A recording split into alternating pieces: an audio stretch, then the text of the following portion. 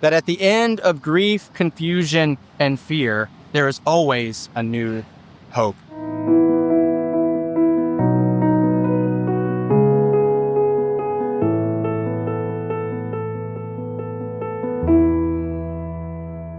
But on the first day of the week, at early dawn, they went to the tomb, taking the spices that they had prepared. They found the stone rolled away from the tomb, but when they went in, they did not find the body. While they were perplexed about this, suddenly 2 men in dazzling clothes stood beside them. The women were terrified and bowed their faces to the ground. But the men said to them, "Why do you look for the living among the dead? He is not here, but has risen.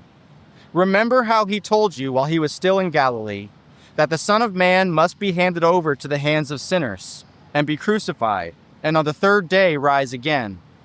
Then they remembered his words, and returning from the tomb, they told all this to the 11 and to all the rest.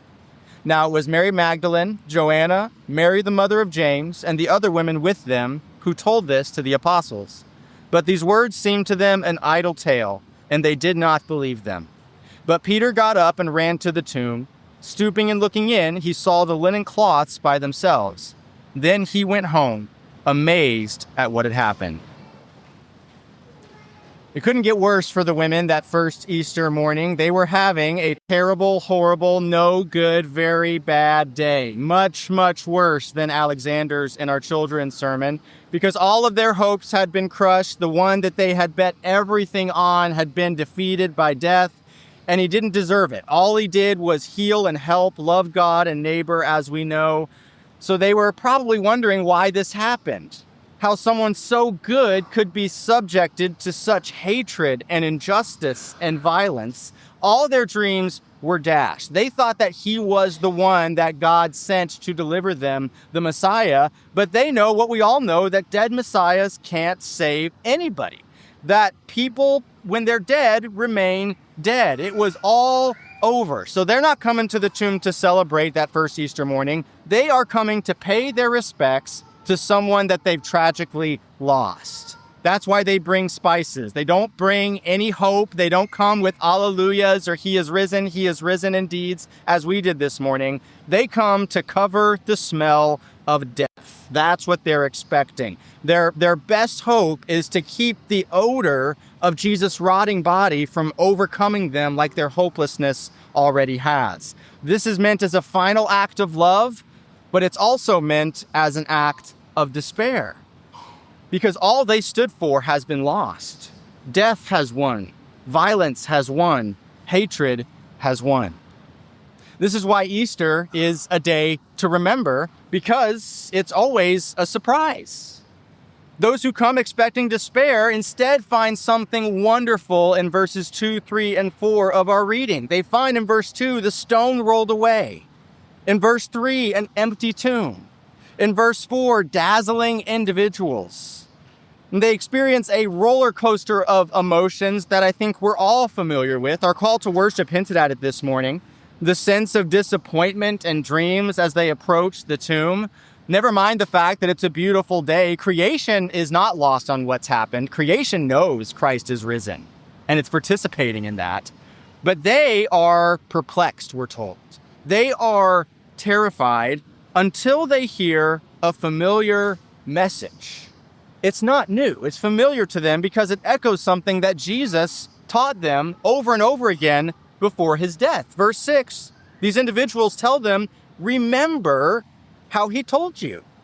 The Son of Man must be betrayed. He must be crucified. He must rise again. And after hearing this message with a different tone, again, they've heard it before, but they're hearing it differently now. That's what transforms their grief, fear, and confusion into joy. Joy that there actually may be hope beyond their hopelessness. This is what Easter is all about. It's why churches are fullest on Easter Sunday and Christmas, but perhaps even more so on Easter. Because this message is something that we all need to hear, especially if we're in the depths of grief, confusion, and fear in our lives. A message of a new hope that surprises us and gives us fresh perspective, the surprise begins with a snarky message from the messengers. And I think the dazzling men are kind of being snarky here because they're saying, remember this? You've already heard this. And you're looking for the living among the dead? But now that you can hear it, Jesus won't tell you. He's too polite. So we're going to say it. He told you so. He told you this was going to happen. And then we're told they remembered, and their confusion turned to joy, their hopelessness into hope. They run and tell the disciples, who ought to be elated of this news because they too have heard it before. But instead, the disciples don't believe it. They see it as many in our culture do.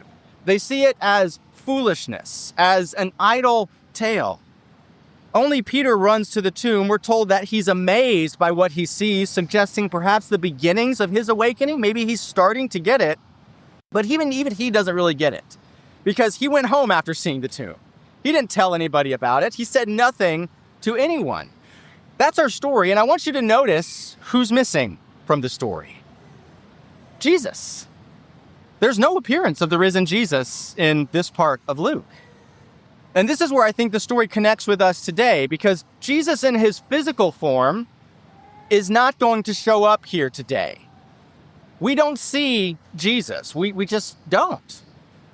Instead, all we get is a message from a snarky messenger saying something you've all heard before. That this is not new. We heard it in Advent, in Epiphany, in Lent, and Holy Week. From the beginning of the Christian story, this is where it's all been headed. It shouldn't be a surprise that divine life and love broke through the shadow. This is the message delivered again and again, year after year in churches, and it's prepared us for this moment, and yet, perhaps we need to hit rock bottom to really believe it. Perhaps it is only when we get past hopelessness and discouragement and fear that we find that there is still new life in spite of that. So this connects with us because we don't see the risen Jesus either. But it also connects with us because we're going to leave today into a world where 70, 80, maybe even more % of people, most people, don't believe Christ's resurrection. They think it's absolute nonsense. They think it's irrational. And if you're in this category, that's okay. We sometimes think it's irrational, unreasonable. It makes no sense. It's foolish. We view it as an idle tale believed by impressionable people. That's exactly what the disciples think. These impressionable women, they don't know what they're talking about. I think this is how many of us view the ancient people, especially in our modern era. We think that they were just willing to believe anything. That if you told them pigs fly, they'd be like, sure, no problem. A man can rise from the dead? Well, sure, we'll believe that. But that's not how the ancient world was. This is called The Arrogance of the Modern by C.S. Lewis, thinking that they're somehow less aware than we are of death's reality. Ancient people were fully aware of death's finality, maybe even more than we are, to be quite honest, because we can push death away in a way they couldn't. We can push it into nursing homes and funeral homes and hospitals. But death was in their face. They could not escape it. Hence the necessity of spices. They're trying to cover up the death that they know is there because they know the dead don't rise. They're not expecting this. This is why they initially respond like we tend to do with, well, that can't happen. That can't be the explanation for the empty tomb. I'll stick with my hopelessness, despair, and fear, thank you, because that's the real end game, isn't it? That death wins, that death crushes all hope and all life. But instead, they receive this surprising message of resurrection. And it's a message that can only be surprising. After all, resurrection always only happens after death, after despair, fear, after confusion, after the loss of one's dreams, hopes, and plans. Something has to die for there to be resurrection. That's the story of these women. It's only when they've lost all hope, only when they hit bottom, do they find hope beyond hopelessness and life beyond death. Because life after death is always a surprise. And not just life after physical death. I am one of those weirdos who is just weird enough to believe that the Creator God can do what God can do. That the God who created something out of nothing can recreate us after we've died, can bring us new embodied life after our bodies die and decay. But this is also talking about life after death of dreams. This may be why people who otherwise never go to church show up on Easter. And honestly, I'm okay with that. Because Easter scratches a longing that this ought to be the biggest day of the year. It scratches a longing that we all have. That the darkest, most hopeless, most terrifying moments cannot crush hope. Paula Gooder, a British theologian, in her book, The Risen Existence, The Spirit of Easter, puts it like this. She says, to believe in resurrection is to believe that death is not all-powerful, that beyond despair, there is hope. It is the sense of something beyond the hopelessness that is, for me, a vital part of our faith, and this is the key of her quote. It doesn't necessarily make the despair any less bleak, but it does give us a reason for trudging on. Gooder points to something beyond our hopelessness here. Something that we must go through in order to experience resurrection. Because you can't experience resurrection without death. You can't experience this kind of hope without first going through hopelessness. In the midst of grief, fear, and confusion is the sense that a surprise may break through as I hit rock bottom. That perhaps there is a great hope that we can cling to, even in great sorrow, and even carry that hope into the darkness of our world. If we sat down together and talked, I bet we'd hear real situations in your lives that point to this. There have been many of these in my life already. One of my darkest moments was my health challenges a couple of years ago. I truly sank into the depths of despair. That was my lowest moment. And it was exacerbated by being a transplant here in Texas, new place, no connections, no support. And there were moments when I was in the hospital and recovering where I had no sense of a future to look forward to. I wasn't sure about my career. I wasn't sure about anything in my life. And yet God brought new life out of even that. I am here today more hopeful and joyful about life than I've ever been. But I had to hit rock bottom to get there. I had to go through that hopelessness and despair for resurrection life to show its head. I was surprised by a God who is always faithful, a God who can do what only God can do. And I'm guessing everyone here could share a similar situation that you've been through before and made it, or perhaps a situation that you're now muddling through, clinging to hope that there must be life on the other side, even if this hope makes it no less bleak now. The message of Easter is that God is able to surprise us. The message of Easter is that life after death, hope after despair, joy after sorrow are possible because the God of surprises is able to transcend all of these. Again, even physical death. I'm with St. Paul in Romans 8. Nothing, neither life nor death, nothing in all creation can separate us from the love of God and Jesus Christ our Lord.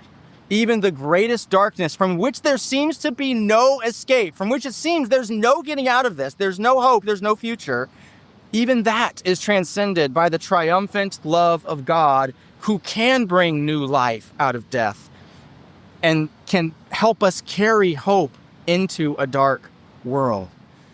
So whether you're coming back here or not, whether this is your last time here, my hope is that we leave here today, all of us, surprised by the message of a God who makes a way when there is no way. That no matter how dark, confusing, despairing things are, we continue to muddle through. We continue to seek this new life. We carry hope for others to whom it all seems hopeless. May we be God's Easter people, as we're about to sing. Easter people who have hope when there seems no hope available. Hope that springs eternal, forever surprised by Sunday news that God is able to do something miraculous. That at the end of grief, confusion, and fear, there is always a new hope. In conclusion, Adam Hamilton, pastor of Resurrection United Methodist Church, the largest church in Methodism. Some of you are probably familiar with him. He ends every Easter service the same way. First, he quotes Frederick Buechner, who wrote, "The worst thing is never the last thing. The worst thing is never the last thing." That's the message of Easter. And then Pastor Hamilton shares his response to skeptics who rightly ask him, do you really believe the Easter message? Do you really believe that Christ is risen and there really is a heaven and all shall be well in the end? All rights are wronged because of Jesus' resurrection from the dead? And Hamilton always responds with this, I not only believe it, I'm counting on it.